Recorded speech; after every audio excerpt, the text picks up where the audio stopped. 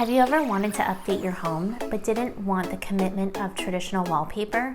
Or maybe you're renting and you don't want to damage your walls? Well, you're in luck. There's this brand new product on the market called removable wallpaper.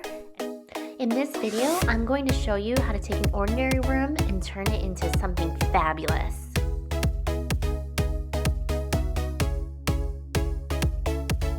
There are a few materials that you'll need to gather before you are ready to install your peel and stick wallpaper. You're going to need a tape measure, a level, an X-Acto knife or sharp blade.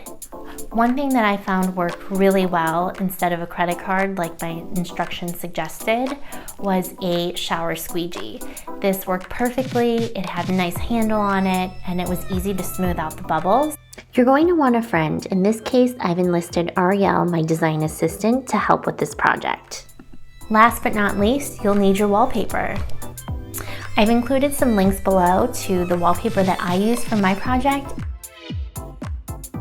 First, start by peeling about 12 to 24 inches of the sticky back off of your wallpaper. Working from top to bottom, pull the backing away as you evenly press the paper to the wall a few inches at a time. After you successfully install your first strip of wallpaper, you're going to want to repeat the process all the way down the wall.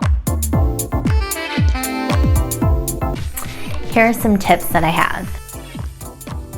Number one, read the instructions.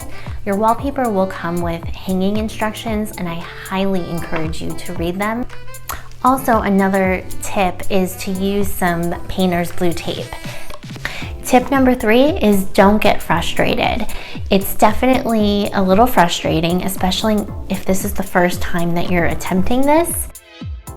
Now, I'm not going to say that it was easy, but it was surprisingly not that complicated to install this peel and stick wallpaper.